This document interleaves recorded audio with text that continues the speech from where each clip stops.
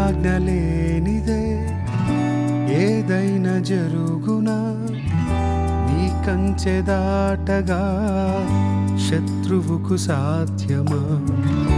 నీ ఆజ్ఞ లేనిదే ఏదైనా జరుగునా, నీ కంచె దాటగా శత్రువుకు సాధ్యమా? మా దేవా నీవే మా తోడుంటే అంతే చాలును. అపవాది తలచిన కీడులన్నీ మేలైపోవును.